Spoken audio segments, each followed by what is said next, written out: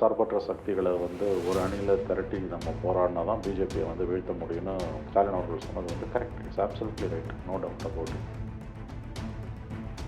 ராகுல நீங்கள் முன்னிறுத்தாட்டி கூட தமிழ்நாட்டில் ஜெயிச்சிருப்பாங்க. It is against Modi. ஏன்னா 2014 ஜெயலலிதா தடுத்து நிறுத்தினாங்க, 19 டிஎம்கே அலைன்ஸ் தடுத்து நிறுத்துச்சு, 24 கண்டிப்பாக டிஎம்கே அலைன்ஸ் தடுத்து நிறுத்தும், சந்தேகமே இல்லை.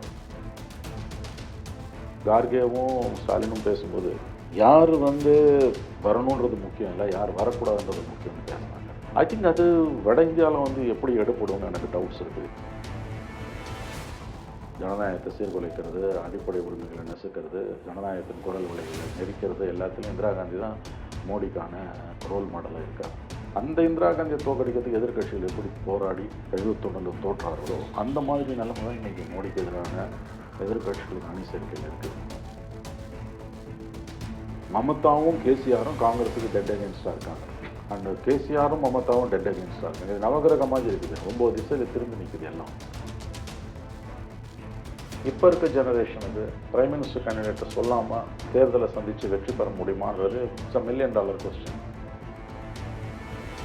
பிடிக்குதோ பிடிக்கலையோ மோடி விஸ்வரூபம் எடுத்துட்டாரு. நீங்கள் மோடியை வீழ்த்தணுன்றதை ஒற்றை இலக்காக கொண்டு போனீங்கன்னா தோற்றுருவீங்க. ஆல்டர்னேட்டிவ் என்ன, வாட் நெக்ஸ்ட்னு ஒன்று இருக்குல்ல. இப்படி எதிர்கட்சிகள் அனைவரும் காங்கிரஸையும் உள்ளடக்கி எல்லாரும் ஒன்றிணைய வாய்ப்பு இருக்கா சார்? ஸ்டாலினுடைய கனவுங்கிறது நடக்க வாய்ப்பு இருக்கா சார்? நடந்தால் நல்லது, நடக்கிறதுக்கு வாய்ப்பு குறைவு. முதல்ல இதெல்லாம் செய்யறதுக்கு அந்த ஒருங்கிணைக்கக்கூடிய சக்தியாக யாராவது பெரிய தலைவர்கள் இருக்கணும். அன்ஃபார்ச்சுனேட்லி இன்னைக்கு இல்லை. இப்போ ஸ்டாலின் அந்த இடத்துல இல்லையா சார்? நீங்கள் அடுத்த கேள்விக்கு போகலாம். வணக்கம், இது தி டிபேட். நான் தினேஷ். சிறப்பு நேர்காணலில் இன்று நம்மோடு இணைந்திருப்பவர் மூத்த பத்திரிகையாளர் திருமிகு மணி அவர்கள். சார் வணக்கம். வணக்கம் சார், எப்படி இருக்கீங்க? நல்லா இருக்கும் சார். தமிழக முதலமைச்சரின் பிறந்தநாள் விழா கூட்டம் மார்ச் 1ஆம் தேதி நடந்தது. அவருடைய பிறந்தநாள் அன்று இந்தியாவின் சில முக்கிய தலைவர்கள் அந்த கூட்டத்தில் பங்கேற்றாங்க. காங்கிரஸ் தலைவர் கார்கே உள்ளிட்ட சில முக்கிய தலைவர்கள். அந்த பிறந்தநாள் விழா கூட்டம் என்ன மாதிரியான சமிஞ்சைகளை காட்டுது? இல்லை, அது ஒரு நல்ல ஒரு முயற்சி. ஏன்னா இப்போ அவரே ஸ்டாலின் அவர்களே சொன்னது போல் முதலமைச்சருடைய பிறந்தநாள் விழாவில் அது வெறும் பாராட்டு விழாவாக இப்போது பிறந்தநாள் கொண்டாட்டங்களோ இல்லாமல் ஒரு அரசியல் கூட்டமாக அடுத்த தேர்தல்களுக்கான அணிச்சேர்க்கைக்கான ஒரு புதிய முயற்சியாகத்தான் அதை பார்க்கப்பட வேண்டும். இட்ஸ் அ பொலிட்டிக்கல் மெசேஜ்னு தான் அவரோட ஸ்பீச்சில் அவர் சொன்னார். அதுதான் உண்மையை கூட. அது ஒரு நல்ல முயற்சி. அவர் 3வது அணி என்பது தேவையற்றது, அது பிஜேபிக்கு தான் உதவுன்னு பாயிண்ட்டு சொன்னார். It's a correct one. ஆக்சுவலாக ரொம்ப நியாயமான ஒரு கருத்து, ப்ராக்டிக்கல் ஒன். மதசார்பற்ற சக்திகளை ஒரு அணியில் திரட்டி நம்ம போராடினா தான் பிஜேபியை வீழ்த்த முடியும்னு ஸ்டாலின் அவர்கள் சொன்னது correct. It's absolutely right, no doubt about it. அதில் இன்னொரு முக்கியமான விஷயம் என்னென்னு கேட்டிங்கன்னா இந்த பிரதமர் வேட்பாளர் போன்ற விஷயங்களை பற்றி அவர் பேச தவிர்த்ததும் கார்கேவும் அதை பேச தவிர்த்ததுமே வேறு வழி இல்லை. ஏன்னா இன்றைக்கி நிலைமை 19ல் அனௌன்ஸ் பண்ணவர் இந்த முறை அதை செய்ய மாட்டார். ஏன்னா காங்கிரஸே அதை செய்யலை. 19லேயே காங்கிரஸே அதை செய்யாமல் இவர் தான் செஞ்சார். Just backfired. அது நமக்கு தோற்று போச்சு. அந்த தவிர இனிமேல் செய்ய மாட்டார். தமிழ்நாட்டில் அது பெரிய சக்ஸஸ்க்கான அது ஒன் ஆஃப் த ரீசனாக சொல்லப்பட்டது. அது ராகுல நீங்கள் முன்னிறுத்தாட்டியும் கூட தமிழ்நாட்டில் ஜெயிச்சிருப்பாங்க. It is against Modi. ஏன்னா 2014 ஜெயலலிதா தடுத்து நிறுத்தினாங்க, 19 டிஎம்கே அலைன்ஸ் தடுத்து நிறுத்துச்சு, 24 கண்டிப்பாக டிஎம்கே அலைன்ஸ் தடுத்து நிறுத்தும், சந்தேகமே இல்லை. அங்கே அப்போ பிரைம் மினிஸ்டர் கேண்டிடேட்டுங்கிறதுலாம் தமிழக மக்கள் பார்க்க மாட்டாங்க. மோடி எதிர்ப்பு தான். மோடி எதிர்ப்பு மட்டும்தான் தமிழ்நாட்டில் பார்ப்பாங்க. பட் வட இந்தியாவில் இது எப்படி ஒர்க் அவுட் ஆகுன்றது $1 மில்லியன் கொஸ்டின். அங்கே இந்த ஸ்ட்ராட்டஜியை வச்சு நீங்கள் மோடிக்கான ஆல்டர்னேட்டிவை கொடுக்காம, ஏன்னா ஒரு பேச்சு கார்கேவும் ஸ்டாலினும் பேசும்போது யார் வரணுன்றது முக்கியம் இல்லை, யார் வரக்கூடாதுன்றது முக்கியம்னு பேசுனாங்க. ஐ திங்க் அது வட இந்தியாவில் எப்படி எடுப்படும்னு எனக்கு டவுட்ஸ் இருக்குது. ஏன்னா நீங்கள் ஒரு நெகட்டிவ் பாலிடிக்ஸை முன்னெடுக்கிறீங்க. அதில் இருக்கக்கூடிய ஒரு சிக்கல், இந்திரா காந்திக்கு 71ல் 50 வருஷத்துக்கு முன்னால் ஆனது இப்போ மோடிக்கு நடந்துட்டு இருக்கு. இந்திரா காந்தியை தோற்கடிக்கிறதுக்கு எதிர்கட்சிகள் ஒன்று சேரும்போது யார் வரக்கூடாதுன்றது தான் முக்கியம்னு பேசுனாங்க, எடுபடாமல் போச்சு. அந்த நிலைமை இன்னைக்கு கிட்டத்தட்ட மோடி கிட்ட இருக்குது. இன்ஃபேக்ட் பல இடங்களில் பல நேரங்களில் மோடி இந்திரா காந்தியோட அப்படியே சாயலிக்காவாக தான் ரெப்ளிகாவாக தான் இருக்கார். நேருவை திட்டுறாரு, ஆனால் அவரோட ரோல் மாடல் இந்திரா காந்தி. ஜனநாயகத்தை சீர்குலைக்கிறது, அடிப்படை உரிமைகளை நெசுக்கிறது, ஜனநாயகத்தின் குரல் விலைகளை நெரிக்கிறது, எல்லாத்துலேயும் இந்திரா காந்தி தான் மோடிக்கான ரோல் மாடலாக இருக்காங்க. அந்த இந்திரா காந்தியை தோற்கடிக்கிறதுக்கு எதிர்கட்சிகள் எப்படி போராடி 71 தோற்றார்களோ அந்த மாதிரி நிலைமை தான் இன்னைக்கு மோடிக்கு எதிரான எதிர்கட்சிகளின் அணி சேர்க்கையில் இருக்குது. ஆல்டர்னேட்டிவ் கொடுக்காம மோடியை தமிழ்நாட்டில் வீழ்த்தலாம், பட் தேசிய அளவில் வீழ்த்த முடியுமானா ஐ திங்க் அது ரொம்ப டஃப்னு எனக்கு தோணும். ஆல்டர்னேட்டிவா பிஎம் கேண்டிடேட்டை சொல்றீங்களா இல்ல ஆல்டர்னேட்டிவ் அலையன்ஸா? சே நல்ல கேள்வி. ஐ கேன் சே பிஎம் கேண்டிடேட்டே நீங்கள் மீன் பண்ணலைன்னா கஷ்டம் தோணும். ஒன்று பாலிசிஸை முன் வைக்கணும், பாலிசிஸுக்கு ஈக்குவலாக ஜனங்க வந்து தெளிவாக தனிநபர்களுக்கான முக்கியத்துவத்தை பார்க்குறாங்க. ஆகவே நல்ல கேள்வி நீங்கள் கேட்டது. இப்போ பிரைம் மினிஸ்டர் கேண்டிடேட்டை சொல்லாமல் மோடியை வீழ்த்த முடியுமான்றது எனக்கு டவுட். இன்னொரு முக்கியமான ஒரு ட்ராபேக்காக இந்த மீட்டிங்கில் பார்க்கறது, முக்கியமான 3 எதிர்கட்சிகள் கூட்டத்தில் கலந்துக்கல. திரிணாமுல் காங்கிரஸ், கேசிஆர் அவருடைய பாரத ராஷ்டிரிய சமிதி, ஆம் ஆத்மி கட்சி, 3 பேர் இதில் கலந்துக்கல. அவங்க கலந்துக்கணும்னு அவசியம் இல்லை. மம்தாவோ கேசிஆரோ கெஜ்ரிவாலோ கலந்துக்கணும்னு அவசியம் இல்லை. பட் அவங்க பார்ட்டிலேருந்து யாராவது கலந்துக்கணும். அவங்களோட ரெப்ரசன்டேஷன் இடதுசாரிகளே மேடையில் இல்லைங்கிறது. மேடையில் யாரும் இல்லை. இப்போ நான் சொல்றது உண்மையான இடதுசாரி ஒற்றுமை, சாரி உண்மையான எதிர்கட்சி ஒற்றுமை இந்த 3 கட்சிகள் இல்லாமல் சாத்தியம் இல்லை.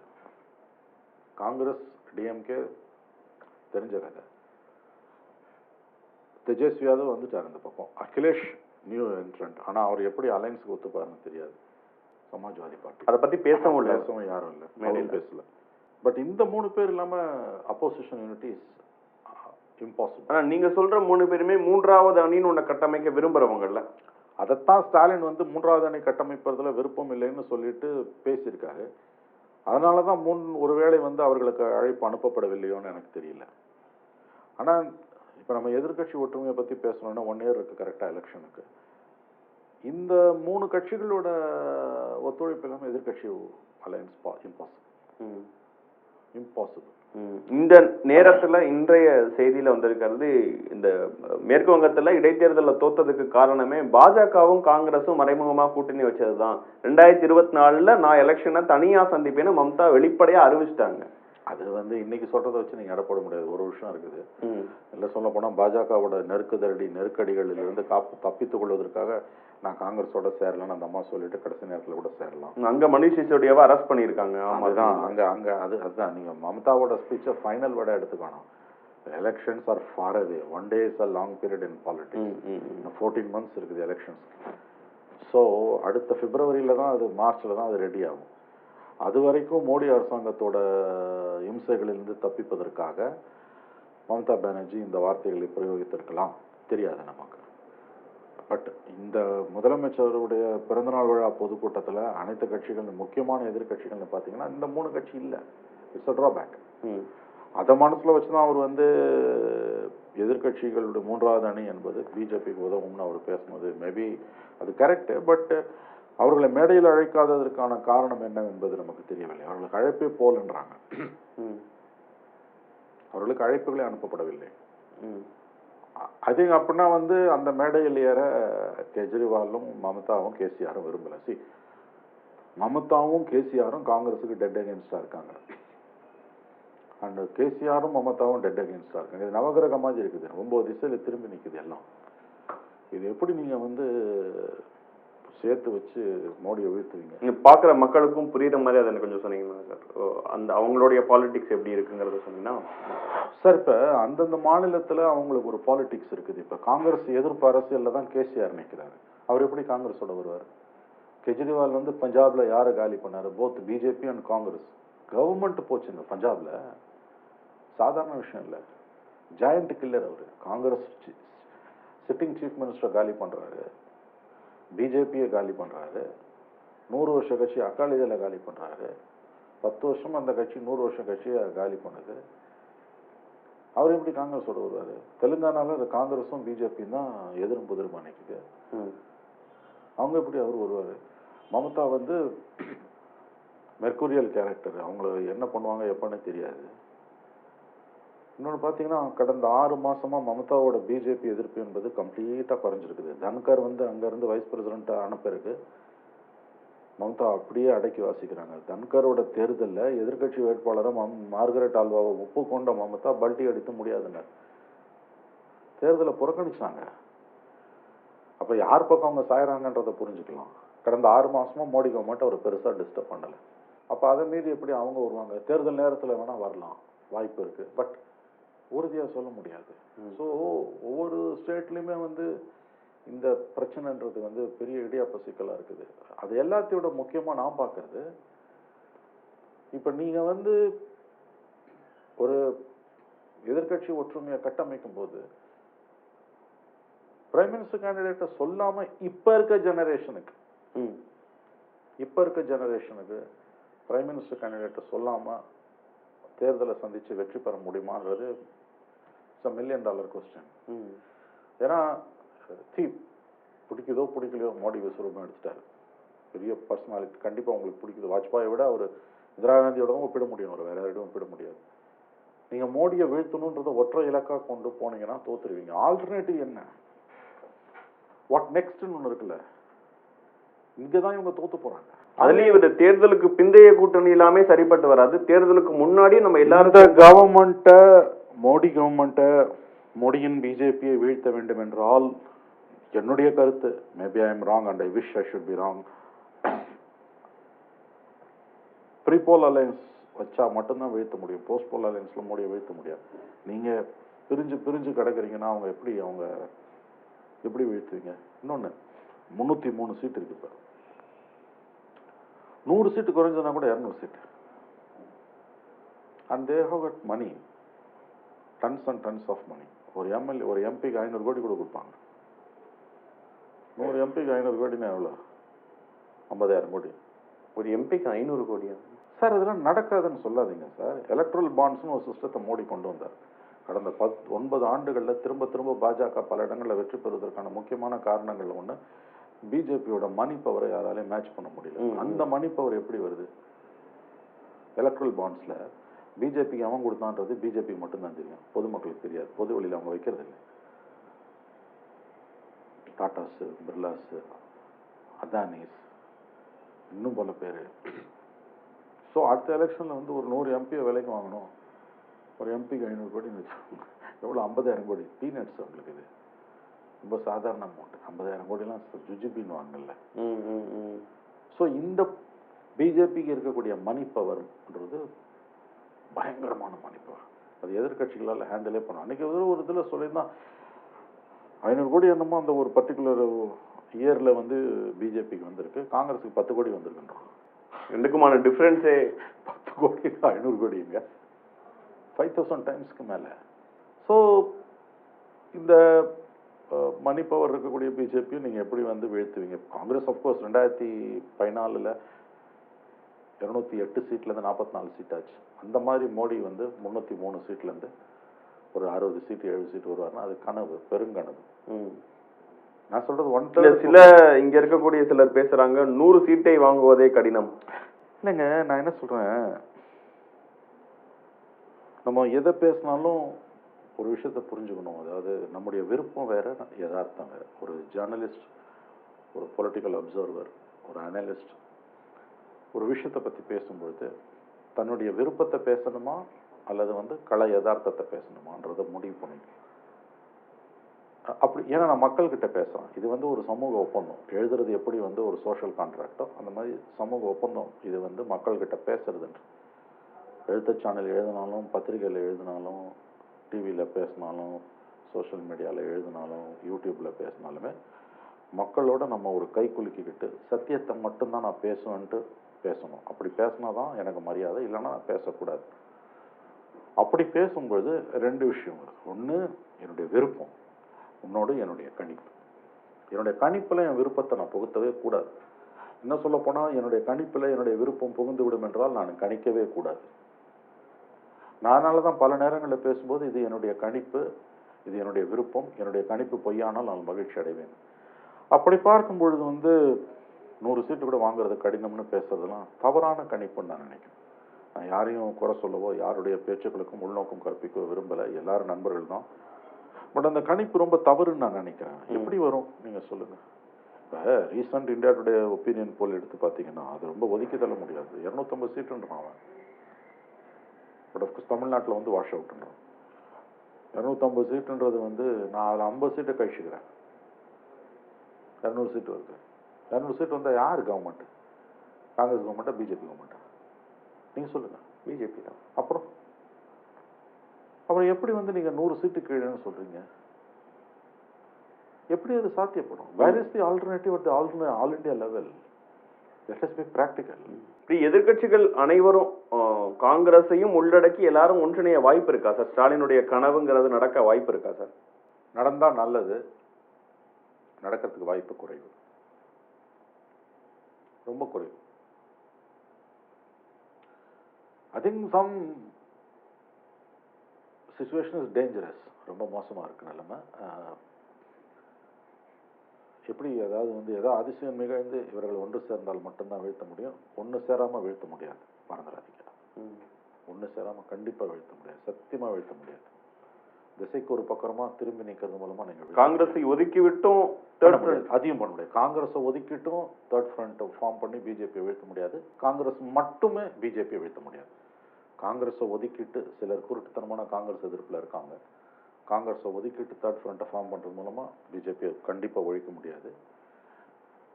காங்கிரஸால மட்டுமே பிஜேபியை சத்தியமா காங்கிரஸை உள்ளடக்கி எல்லாரையும் இணைக்கிறதும், காங்கிரஸை உள்ளடக்கிய பிரதான பிராந்திய கட்சிகளை உள்ளடக்கிய இடதுசாரிகளையும் உள்ளடக்கிய ஒரு பெரிய அலைன்ஸ். எப்படி வந்து ஹிட்லரை வீழ்த்துறதுக்கு 2ஆம் உலக போரின் பொழுது அச்சு நாடுகள் நேச நாடுகள் இருந்த போது நேச நாடுகளில் சோவியத் யூனியனும் அமெரிக்காவும் இங்கிலாந்தும் பிரான்ஸும் கரங்கோத்தனவோ அந்த மாதிரியான ஒரு ப்ராட் அலையன்ஸ் ஃபார்ம் பண்றது மூலம் மட்டும்தான் இந்த மோடியை வீழ்த்த முடியும். இது ஒன்றும் வாஜ்பாய் கிடையாது இவர். ஆகவே அது நடக்கணும்னா வந்து எல்லாரும் இறங்கி வரணும். முதல்ல இதெல்லாம் செய்யறதுக்கு வந்து அந்த ஒருங்கிணைக்கக்கூடிய சக்தியா யாராவது பெரிய தலைவர்கள் இருக்கணும். அன்பார்ச்சுனேட்லி இன்னைக்கு இல்லை. அத ஸ்டாலின் முன்னெடுக்கணும்னு தான் பலர் சொல்றாங்க. ஜெயபிரகாஷ் நாராயணன் இருந்தாரு 1977 வீழ்த்தும் போது, மொரார்ஜி தேசாய் இருந்தாரு. அந்த மாதிரியான தலைவர்கள் இல்லை. 2004 வந்து சுர்ஜித், கலைஞர் மாதிரி தலைவர்கள் இருந்தாங்க, ஓரளவுக்கு செய்ய முடிஞ்சது. இப்ப ஸ்டாலின் அந்த இடத்துல இல்லையா சார்? நீங்கள் அடுத்த கேள்விக்கு போகலாம். இல்ல அந்த பிறந்தநாள் விழா கூட்டத்துல அதை தான் முன்னெடுக்க முயல்றாரு. நான் அதை தான் உங்களுக்கு சொன்னேன். இது வந்து சவால்கள் ரொம்ப அதிகமா இருக்குது. அஃப்கோர்ஸ் 77 விட சவால்கள் அதிகம். 77ல மீடியா இந்த அளவுக்கு மோடி காலடியில் விழலை.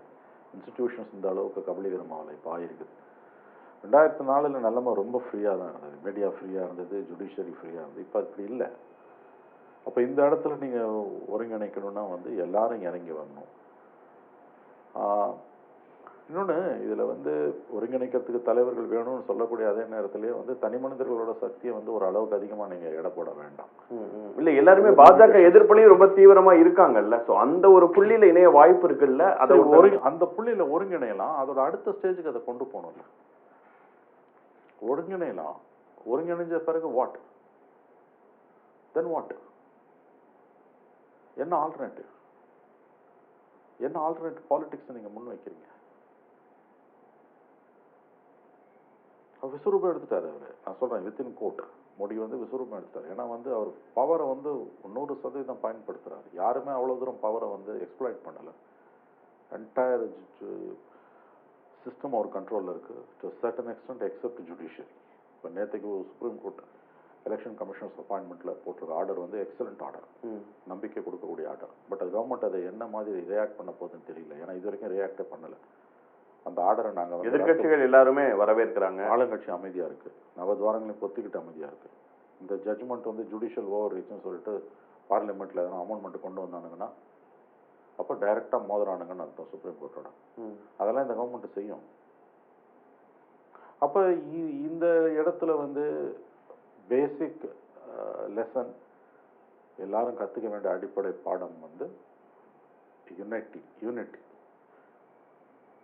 Let us unite together to defeat these fascist forces. The fascist forces வீழ்த்தத்துக்கு நாம் ஒன்றுபடுவோம்னு அனைவரும் ஒன்றுபட்டு வரணும். பேசுறது ஈஸி, வர்றது கடினம். அப்படி வரும்பொழுது அதுல வந்து தனி மனிதர்களோட பாத்திரம் முக்கியமானதுன்னு நான் மறுபடியும் சொல்றேன். அது மட்டுமே முக்கியமானது இல்லை. மேபி சம்டைம்ஸ் அது இல்லாமலும் கூட வந்து அவங்கவுங்க பங்குக்கு அவங்கவுங்க ஒத்துழைப்பதன் மூலம் செய்யலாம். சாத்தியப்பட்டா நல்லது. பட் இப்ப இருக்கக்கூடிய நிலைமையில வந்து இதெல்லாம் எந்த லெவலுக்கு போன ஸ்டார்ட் பண்ணிட்டாங்க. இது அடுத்தடுத்த இடத்துக்கு கொண்டு போகணும்னா என்னென்னலாம் சார் பண்ணணும்? உங்களுடைய பல இதை பார்த்தவரா நான் கேட்கிறேன். சார் இந்த 3 பார்ட்டிஸை நீங்க ஒருங்கிணைக்கணும் சார். மம்தா, கேசிஆர், அரவிந்த் கெஜ்ரிவால் இவங்க 3 பேரையும் ஒருங்கிணைச்சு காங்கிரஸ், டிஎம்கே, லெஃப்ட் ஒன்னா நிக்கிறாங்க. இவங்க 3 பேருமே நடத்தின ஏதோ ஏதோ தனிப்பட்ட நிகழ்வுகள்ல இவர் போய் கலந்துருக்காரு. மம்தா இவர் கலந்துருக்காரு, அரவிந்த் கெஜ்ரிவால் இங்க வராரு, கேசிஆர் ஃபங்க்ஷனுக்கு கேசிஆர் இங்க வராரு, இதெல்லாமே நடக்குது இல்ல? அப்ப இது உண்மை. அவர் அது ஒரு நல்ல பாயிண்ட். இவர் 3 பேருக்கும் தனிப்பட்ட முறையில இணக்கமா இருக்காரு. நல்ல பாயிண்ட் அது. You're right, which is very good. But அடுத்த ஸ்டேஜுக்கு அது அவரால் எலிவேட் பண்ண முடியுமா? இந்த மூவருக்கும் காங்கிரஸுக்கும் இடையிலான பாலமாக இவரால் இருக்க முடியுமான்றதுதான் கொஸ்டின். அதை செஞ்சாதான் எதிர்கட்சி ஒற்றுமை ஓங்கும், இல்லைன்னா ஓங்காது. அதை செய்யாம எப்படி நீங்க அப்போசிஷன் யூனிட்டியை பில்டப் பண்ணுவீங்க? இப்போ இந்த 3 மாநில தேர்தலுக்கு நீங்கள் என்னதான் நார்த் ஈஸ்ட் சென்ட்ரல் கவர்மெண்ட் எந்த கட்சியில் இருக்கு ஓட்டு போடுதுன்னு சொன்னாலும் அவங்களுக்கு அது பூஸ்ட். திரிபுராவில் 2 பேரும் சேர்ந்து தோக்கடிக்க முடியல. ஆன்டி இன்கம்பன்சி, ஹியூஜ் ஆன்டி இன்கம்பன்சின்றாங்க. எப்படிங்க அது தொடர்ந்து தோக்குறாங்க? இது மக்கள் கொடுத்த தீர்ப்பு. இது இவிஎம் மோசடிலாம் சொல்றதுனா நம்மளை ஏமாத்திக்கிறோம் அர்த்தம். காசு கொடுத்தலாம் வாங்கல. ஈரோடு மாதிரி இலவசங்கள் அங்கேயும் அறிவிச்சாங்க. Whatever it is. இலவசங்களுக்கும் காசு கொடுத்து ஓட்டு வாங்குறதுக்கும் வித்தியாசம் இருக்கு. இல்லை, அவங்க எதிர்க்கிற இன்னொரு விஷயம். அதனால ஏன் லெஃப்ட்டும் காங்கிரஸும் சேர்ந்து ஏன் தோக்குது? நீங்க பவர்ல இருந்து தோத்தீங்கன்னா எனக்கு புரியுது. எதிர்கட்சி சேர்ந்து எப்படி தோப்பீங்க? காங்கிரஸ் லெஃப்ட் அலையன்ஸ் வச்சே தோக்குறீங்க. Now you are exposed, you are vulnerable. அப்போ ஆல்டர்னேட்டிவா ஒரு பாலிடிக்ஸை முன்வைக்காம மோடியை வீழ்த்துறது கடினம். ஃபரூக் அப்துல்லா பேசும்போது ஒரு இடத்துல ஸ்டாலினே பிரைம் மினிஸ்டர் கேண்டிடேட்டா இருந்தாலும் என்ன தப்பு அப்படிங்கிற விஷயங்கள்லாம் சொல்றாரு. அதை ஸ்டாலின் அவர்கள் என்கரேஜ் பண்ணுவாரா சார்? அப்படி துரைமுருகன் அவர்கள் பேசும்போது தேசிய தலைவர்கள் அடுத்து யாரு குடியரசுத் தலைவர் இந்த இடத்துல நின்றுட்டு இருந்தாங்க, அந்த நிலைமைக்கு ஸ்டாலினும் வந்துடுவாரு அப்படிங்கிற மாதிரி விஷயங்கள்லாம் பேசுறாங்களே. பழம்பெருமை பேசுவதில் எந்த பிரயோஜனமும் இல்லை. இன்றைய யதார்த்தத்தை பேசுவோம். கலை யதார்த்தம் வேறு. அவ்வளோ ஈஸி இல்லை. ஸ்டாலின் அவர்களின் முயற்சி நல்ல முயற்சி, ஆனா அது அவருடைய கனவு நனவாக்குமான்னு தெரியலன்னு உங்களுடைய அது கடினம்னு எனக்கு தோணுது. நீங்க அந்த முயற்சி நல்ல முயற்சி, வெற்றி பெற வேண்டும் என்பதிலெல்லாம் எந்த மாற்று கருத்துக்கும் இடம் இல்லை. பட் நான் ப்ராக்டிக்கல் டிஃபிகல்டிஸ் சொன்னேன், which is 2 things. One is alternative politics and alternative prime minister candidate announce பண்ணாம அதை நீங்க கொண்டு போக முடியாது. ரெண்டாவது, இந்த 3 கட்சிகளோட ஒத்துழைப்பு தேவை. இது ரெண்டுமே லேக்கிங்கா இருக்கும்போது எதிர்கட்சி ஒற்றுமைகள் என்பது இந்த நேரத்தில் ஒரு பைப் ட்ரீம்னுவாங்க. சும்மா அது ஒரு கனவு, அது அவ்வளவுதான். அதுக்கு மேல அதுல ஒண்ணு இருக்குதா எனக்கு தெரியல. நல்ல முயற்சி. அண்ணாமலை அவர்கள் குறிப்பிடும் போது சொல்றாரு, கும்மிடி பூண்டையே தாண்டாதவர் தேசிய தலைவரா அப்படின்னு ஒரு விஷயத்த ஸ்டாலின் பத்தி. தவறான வார்த்தை. அப்படி யாரையும் கொச்சப்படுத்தி பேசக்கூடாது. திமுக ஒரு பெரிய கட்சி. நாடாளுமன்றத்தில் 24 உறுப்பினர்கள் பார்லிமெண்ட்ல இருக்காங்க. மக்களால் தேர்ந்தெடுக்கப்பட்ட முதலமைச்சர், 50 ஆண்டுகள் பொது வாழ்க்கைக்கு சொந்தக்காரர், ஏற்கனவே மத்தியில் ஆட்சியில் இருந்த கட்சி திமுக. அதனால தேசிய அரசியலை பற்றிய ஒரு புரிதலும் பார்வையும் ஸ்டாலின் அவர்களுக்கு உண்டு. ஆகவே அண்ணாமலை அவர்கள் தனிப்பட்ட காழ்ப்புணர்ச்சியின் மூலம் இவ்வாறு பேசுகிறார். அண்ணாமலை பேசுவது முழுக்கவும் தவறு என்பது என்னுடைய கருத்து. அவர் சொல்லும் போதும் அந்த மேடையில கெஜ்ரிவாலுக்கான நாற்காலியோ, மம்தாக்கான நாற்காலியோ, கேசிஆருக்கான நாற்காலியோ இல்லை. அப்படி இருந்தா மேபி இந்த மீட்டிங் இம்பார்ட்டன்டான மீட்டிங்கா இருந்திருக்கலாம். அது இல்லாம தானே இருக்கு அப்படின்னு அவர் ஒரு வார்த்தையை முன்வைக்கிறாரு. அதை தான் நான் சொன்னேன். நான் சொல்றது வேற, நான் சொல்றதுக்கான நோக்கம் வேற, அண்ணாமலை சொல்றதுக்கான நோக்கம் வேற. But that's a very important issue. இந்த 3 பேர் இல்லாம நீங்க எதிர்கட்சி ஒற்றுமையை பற்றி பேசக்கூட முடியாது, நினைத்து கூட பார்க்க முடியாது. அதற்கு பொருளற்றது. அது அண்ணாமலை சொல்றதை பத்தி எனக்கு கவலை கிடையாது. அவருக்கு 1000 உள்நோக்கம் இருக்கும், எனக்கு எந்த உள்நோக்கமும் கிடையாது. அஸ் அ ஃபேக்ட் அதுதான் நீங்க கவனத்துல கொள்ள வேண்டியது. 3 பேரும் மம்தாவும் கெஜ்ரிவாலும் கேசிஆரும் இல்லாத எதிர்கட்சி மேடை என்பது அவங்க எல்லாமும் எதிர்கட்சி மேடையாக இருக்க முடியாது. வாய்ப்பு குறைவு. அவங்களும் பாஜக வீழணும்னு தானே நினைக்கிறவங்க சார். வீழணும்னு நினைச்சா மட்டும் பத்தாது, சேர்ந்தா தானே வீழ்த்த முடியும். தனிப்பட்ட முறையில் எப்படி வீழ்த்த முடியும்? இல்ல, அப்படி நம்ம தனியா இருந்தா அந்த பலன் பாஜகவுக்கு தான் போகுங்கிற புரிதல்லாம் அவங்களுக்கும் இருக்கும்ல. கண்டிப்பா இருக்கும். பட் அது மீறி அவங்களால காங்கிரஸை ஏத்துக்க முடியல. அதுதான் இன்னைக்கு காங்கிரஸோட அக்செப்டன்ஸ் அதுல பாதாளத்துல இருக்கு. கடந்த பல ஆண்டுகளாக காங்கிரஸ் செய்த பெருந்தவர்களுக்கு இன்றைக்கு விலையை கொடுத்து கொண்டிருக்கிறது. சிதம்பரம் சரியா ஒரு ஆண்டுக்கு முன்பு போன மார்ச் 10 5 மாநில தேர்தல் முடிவுகளை நாம் பேசினோம். அந்த தேர்தல் முடிவுகள் காங்கிரஸ் படுதோல்வியை சந்தித்த பிறகு 3 நாட்கள் கழித்து மார்ச் 13ஆம் தேதி என்று நினைக்கிறேன், நிதிராஜ் தான் என்டிடிவி செய்தியாளருக்கு கொடுத்த பேட்டியில், ஒரு நீண்ட பேட்டியில் ப. சிதம்பரம் சொன்னது. பல மாநிலங்களில் காங்கிரஸ் கட்சிக்கு அமைப்பே இல்லை. Congress party is withering away in several states. இது ப. சிதம்பரம் அவர்கள் சொன்னது. சிதம்பரத்தோட ஸ்டேட்மெண்ட். அப்ப இந்த காங்கிரஸ் வச்சுட்டு நீங்க எப்படி பிஜேபி? அதே காங்கிரஸ்ல பாரத் ஜோடோ காங்கிரஸுக்கு புத்துயிர் கொடுத்திருக்கு. காங்கிரஸ் இளைஞர்கள் காங்கிரஸ்ல இருந்தவங்களை வந்து மறுபடியும் உத்வேகம் கொடுத்திருக்குன்னு பேசுறாங்கல்ல. Wait and watch. ஓகே, பொறுத்து தான் நம்ம அதை பார்க்கணும். 1 இயர் இருக்குது. ஸ்டாலின் அவர்களுடைய பேச்சு வரவேற்கத்தக்க பேச்சு, அது ஒரு நல்ல முயற்சி. But challenges, very heavy challenges இருக்குது. ஓகே, திரும்பவும் சொல்கிறோம், இந்த 3 பேர் இல்லாமல் மமதா, கெஜ்ரிவால், கேசிஆர் இல்லாமல் எதிர்கட்சி ஒற்றுமை சாத்தியமற்றது. என்ன நடக்குதுன்னு பொறுத்து வந்து பார்ப்போம் சார். இவ்வளோ நேரம் உங்கள் நேரத்தையும் கருத்துக்களையும் பகிர்ந்து கொண்டமைக்கு மிக்க நன்றி சார்.